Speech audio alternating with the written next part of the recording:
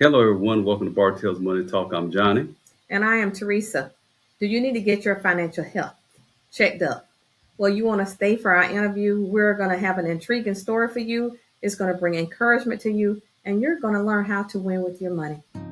Welcome to Bartell's Money Talk, your go to podcast for financial empowerment and insight. Let's dive in. Paris, welcome to Bartell Money Talk. And at this time, I would love to have you introduce yourself. Well, thank you for having me. It's super exciting to be able to share a passion and with people who are also passionate about financial literacy and helping people get where they need to go on with their money. And money is such an important tool and such an important part of our lives. And we don't talk about it enough. And I think we need to talk about it more so that we have a better understanding and we can manage it and work with it more effectively. So thanks for having me on the show. I really appreciate it. Well, we are glad that you're here. People need to hear your message. And what intrigued Mhm. us about you is your story. Can you share your story about what happened with you and your finances? Yeah, so it's kind of a cool story. I'll go back a little bit to kind of give a little bit of a prelude to the story. In 2001, I was working at a corporation, and the HR department came and said, "Hey, you qualify for the 401k."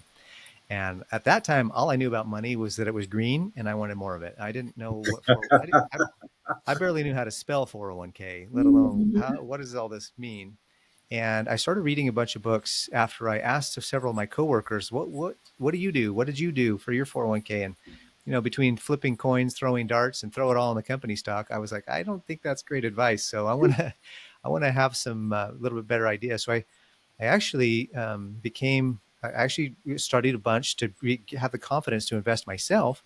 And in the process of doing that, one of my coworkers saw me and said, "Hey, I just qualified for the 401k. Would you be willing to help me understand what all this means?"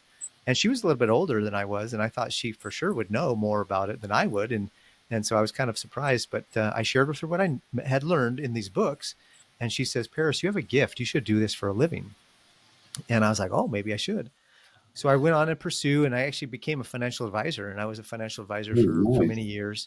And what's interesting is that I actually was a financial advisor from 2001 until about 2015. But my story, I don't want to skip the the main story because it happened in 2008. And for those who are old enough to remember, 2008 was a really significant 2008 towards the end of that year and then into 2009. There was a huge economic downturn for a lot of people. And it was mostly after the real estate bubble kind of burst. Yep. Mm-hmm. And as a financial advisor, I was also doing mortgages, and I was wearing a bunch of hats. I was a senior loan officer, financial advisor, insurance agent. Like I was trying to be a one-stop shop for my clients, and a lot of my clients were in the real estate market. And so, what they would do is they'd buy a house and flip it, and then they'd let me manage the money while he was waiting. And when they couldn't sell their properties, they were saying, "Paris, I need my money. I need to be able to provide, the payment because there's people aren't buying like they were." And so one by one, I just started losing all my clients and all the assets under management. And I went from, so at that point I was self-employed. I was running my own business I was working with a broker dealer, but I was running my own shop and my own agency. And so I was commissioned 100% commission. And I was looking at that 2008, I was very close to $100,000 commission. Mm, And that's a pretty nice, I think it's a pretty big deal even today for commission yes. only to be making six Hmm. figures. So Mm-hmm. I was Yes. looking at that and I was like, then all of a sudden, fourth quarter of 2008 hit, and I went from on track to making six figures by the end of the year to probably barely making anything in 2009. It was a bad year. And my wife, for the first time in 10 years, she had to go back to work. I lost my business. I'm a religious gentleman, so I spent some time on my knees, Oh, and yes. Mhm. God told me that He wanted me to to rebuild my business, not go get a job. And so that was kind of an interesting scenario. So I decided that I was going to continue to build my business. I just I kind of expanded into another type of business, which helped a lot, and actually that's my main business today. And so I'm working on financial coaching and financial education now more because I have a really solid business that pays me pretty well in my health insurance business. But I literally remember sitting on the couch, having just got off the phone with a creditor, and they were screaming and yelling at me, telling me everything Oh. they were going to do to ruin my life and the whole bit. And I just felt the weight of the Mhm. responsibility as a young father, as a husband, and I just knew that the only way out of this was with God. And I just had been praying, and I just felt like I felt like I was gonna make it. I had a really Mhm. strong impression. I had a really strong feeling. And of course, there's always a struggle. Of course, there's always work for me to do on my part. But I was eventually, I ended up being very blessed and to where I am today. But in that period of time, I remember my wife had to go back to work, and we got all we had an income such that we qualified for all of the assistance that you can imagine. I had food stamps. I still have Mhm. my EBT card to this day. I have my Medi-Cal. Because this happened to us in California when I Mhm. lived there, and so I have my Medi-Cal card.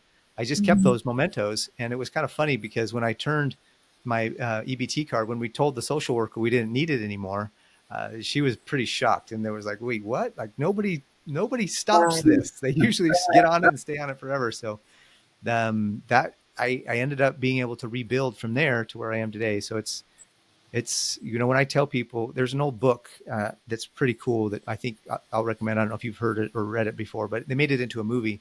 It's called The Ultimate Gift, and it's a really good book, really good movie. And in that book, one of the lines says, "You've never really lived until you've lost everything."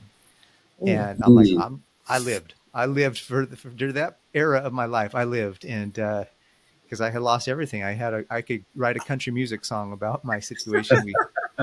We moved into with my brother because he was my business Mhm. partner, and he also lost everything. And so we decided that if we moved into one house, maybe we could at least save one.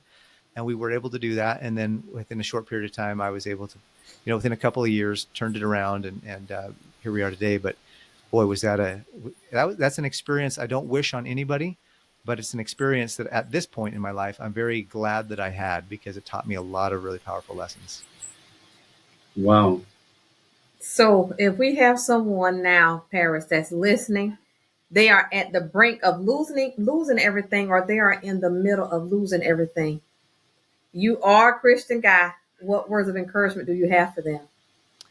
Well, especially if you have a faith and belief that it's never as bad as it seems, and it's never as good as it seems. And then there's another scripture that's really kind of pulled me through quite a bit. It's this too shall pass. I Oh think it's a yeah, scripture. I'm pretty sure it's a scripture. So, it is. anyways, Yeah, huh? uh, Yeah. and so that's one of the things that really, I've always heard my whole life as a faithful disciple of Jesus. That you don't stand taller than when you're on your knees, and Mm. that's kind of my philosophy in life. I just rely on that quite a bit. I still have a struggle. I still have anxiety. I still have panic attack potentials. I don't have a lot of panic attack. I more have anxiety. I still do. I still have sometimes every once in a while. I'll have a reminder of, oh my gosh, at one point in my life I lost everything. Have I built myself sufficiently that if it that it won't happen again? But then I always have to keep in the back of my mind that if it does happen again, it's got to be what God wants me to go through, and I'll just do it. I'll go through it again. But if you're listening and you're about to lose everything, take a really deep breath and realize that others have done it. Not to take away from your experience, because what you're going through is valid and it's real, and you should be in that moment and recognize that. However, I also want you to know that other people have been there, and they've gotten through it, and they've survived, and then pulled out of it and thrived. So please, just remember to do your best to keep that hope, because I think that's what really got me through. Thank you for Yes. sharing that. And then, like, did the losing everything, is that what brought on your panic attacks because of what you went through? Yeah, I was actually a very upbeat, optimistic, guy up until that point. I Mm. always had like a seven, almost 800 credit score my whole life. I always had Hmm. money coming in.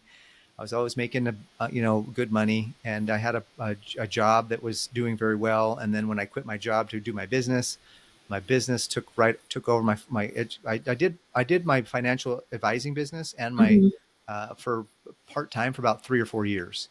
So Hmm. from 2001 till about 2004, 2005 ish, that era, I was doing both. And so in 2005, the end of 2004, so really 2005, I jumped in full 100%, just building my own business.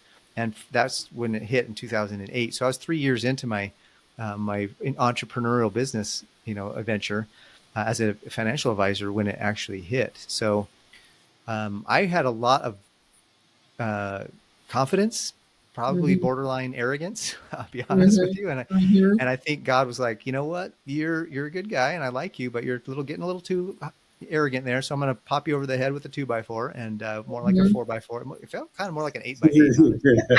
Um, and he's like, I need you to be humble. I need you to be able to go through some stuff so that you can teach others and really be an example to others.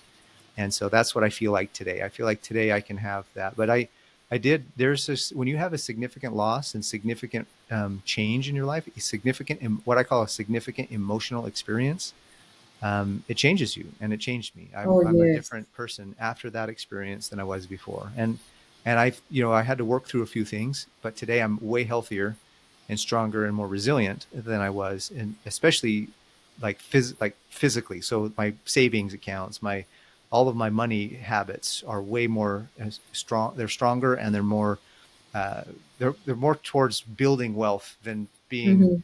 just out there crazy spending, doing whatever, kind of what the Mhm. average American Mhm. is probably doing right now. Yeah, I think you said something that's kind of critical. You said your habits. Mm-hmm. So, could you talk a little bit about that? And I know before you went through the crisis that you went through, and then after you came out of it on the other side, um, you recognize that your habits has changed, your money habits. Could Mm-hmm. you talk a little bit about that? Yeah, How they absolutely. were prior to where they are now? So before I was pretty much everything's great. I'm always going to be making money. Money's always going to be coming in. I don't have to worry about, uh, emergency funds as much. I don't need to worry about savings as much. I don't need to worry about, maintaining resources because I'm always going to have a Mhm. flow. It's always going to be flowing into my life. So I can spend Mhm.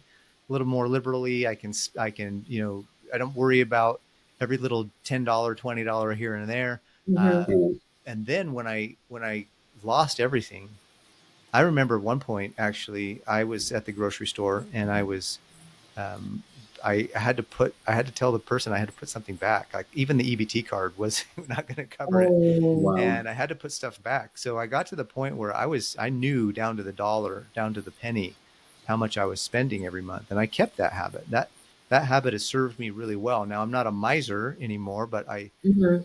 but I do keep track. And I think tracking money, the habit of tracking all of Mm, your expenses is critical, and it helps you maintain a positive cash flow, which all good things come from a positive cash flow. You can't have, if you're spending more money than you're making, you're not going to ever have any level of financial freedom at all, ever.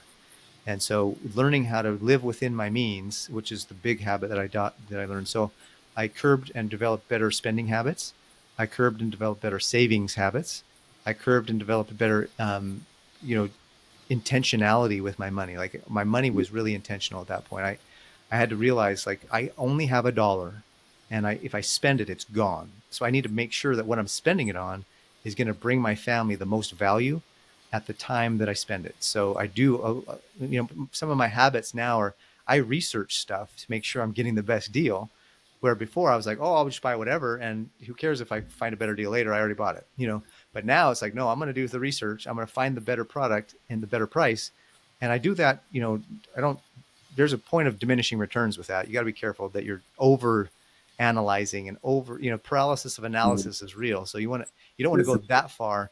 And sometimes I catch myself, but I do feel like we need to be more intentional with our money, because if you're not intentional with your money, you're going to give it to somebody who's intentional with it. So Whoa. I think that's a powerful quote. I learned that from a good friend of mine. yes. That is very, very powerful. And then I just want to lean Hmm. in just a little bit more about like with your panic attacks. And so in your case, in my mind, listening to you, like you did everything right. Mm-hmm. You had a touch of arrogance. But I want to lean in on debt, how people are Yeah. getting in debt so much they're living beyond their means. But after going through what you went through, Parents, I know you know that debt can carry people down to the bottom where they have nothing, they lose everything. Yeah. So if you can speak to someone who's in so much debt to like they could barely breathe, to let them understand how serious it is to get out of debt so that they don't hit rock bottom. Because you Yeah. can hit rock bottom. You're listening to another episode of Bartell's Money Talk. We'll be right back after a quick word from our sponsors. Take charge of your financial future with Bartell's Financial Coaching, led by Theresa Bartelle. We offer personalized guidance to overcome debt and achieve financial peace. Our results-oriented approach provides actionable strategies for lasting change, no matter your background. We welcome you to schedule a free consultation today at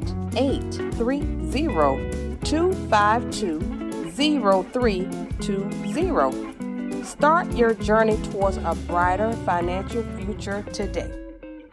Yes, that's true. And hopefully your rock bottom is, sometimes people, if rock bottom can be a wake up call. And Mm-hmm. then there's even sometimes where you can even be more rock bottom than that. So hopefully you wake up before you hit the rock bottom. But Ooh, ooh.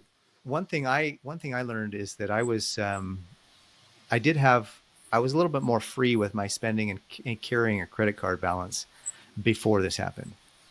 Thankfully, I didn't have to file bankruptcy, but I was right Mm-hmm. there. And as a financial advisor, when you file bankruptcy, it goes on your record as a financial advisor and they can look you up. So I didn't want to do that if I didn't have to.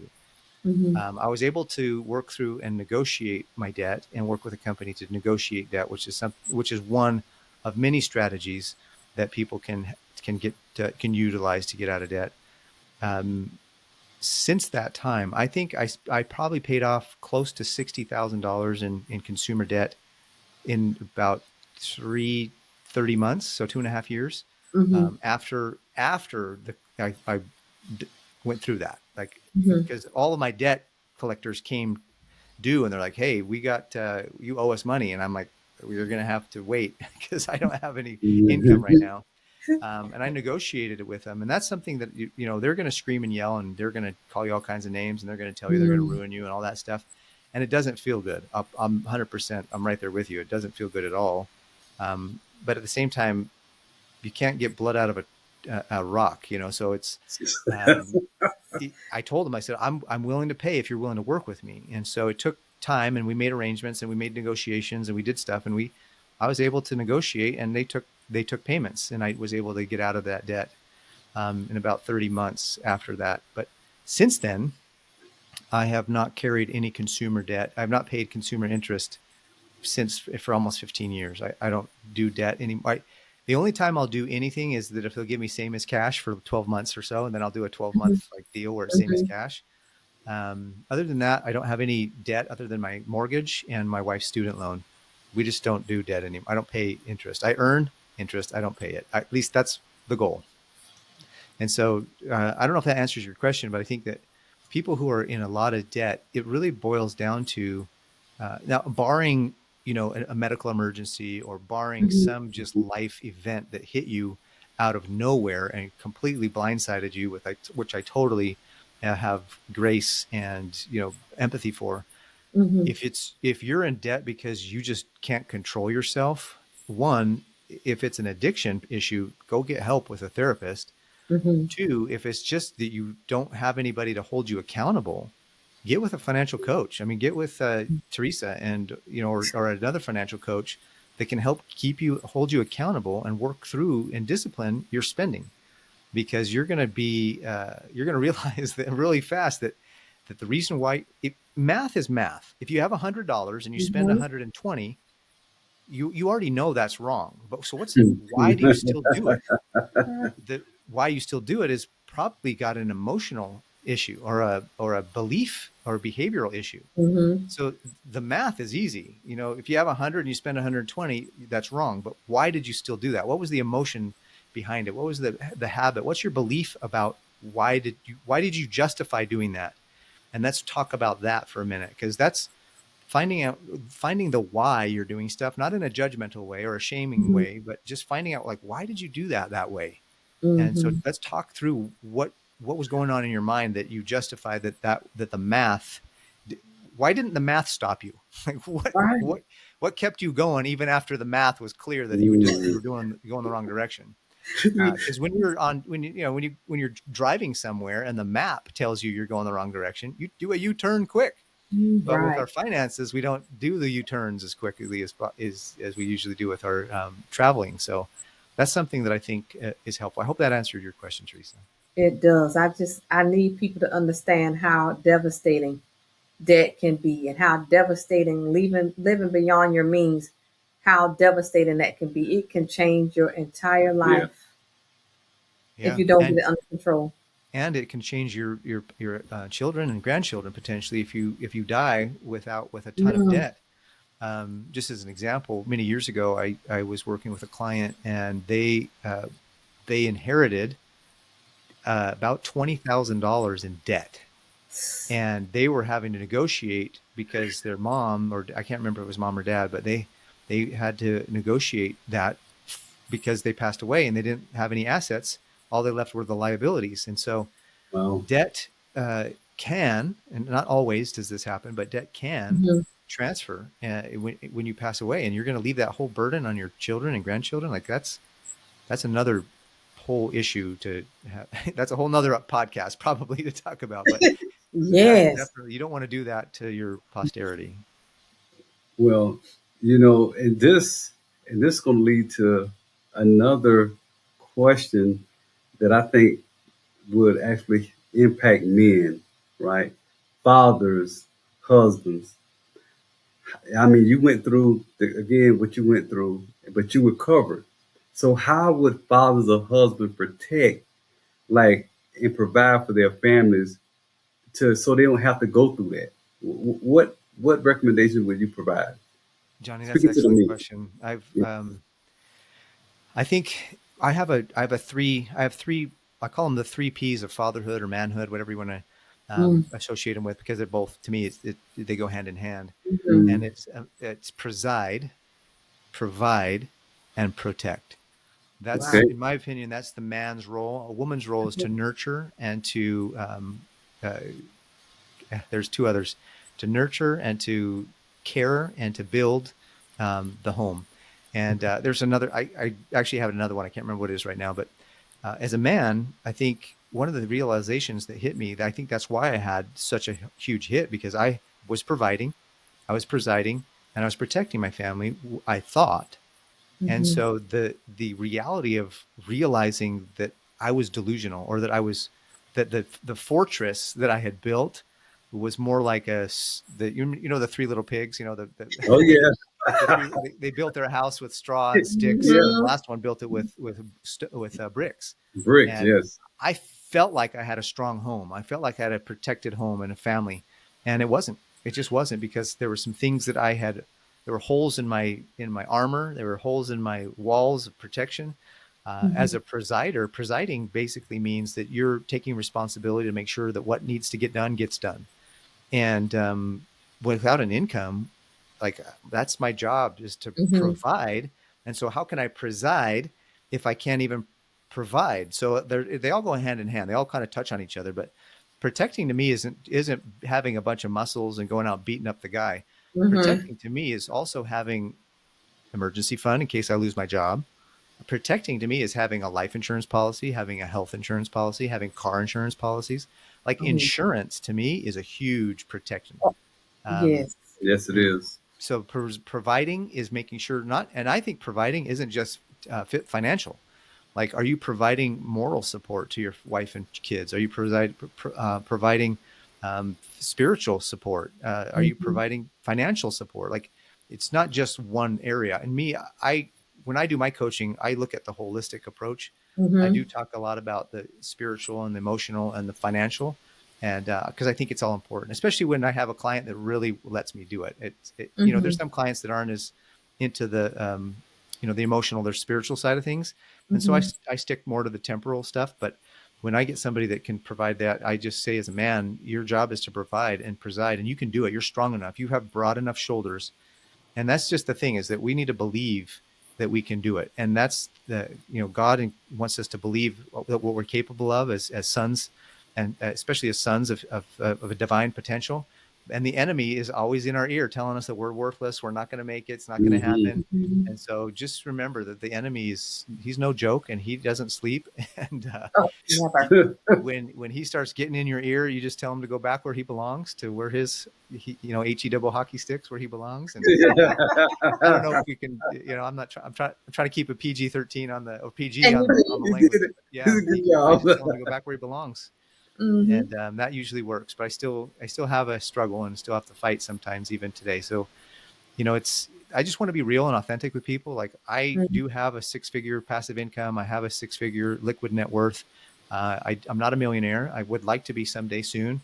But I just know that even with all that, I still struggle, and I still have things that come up that cause me to take a pause and reconnect and say, you know what, God, help me out through this, because Oh, I Oh yes. need to walk yes. with you through this.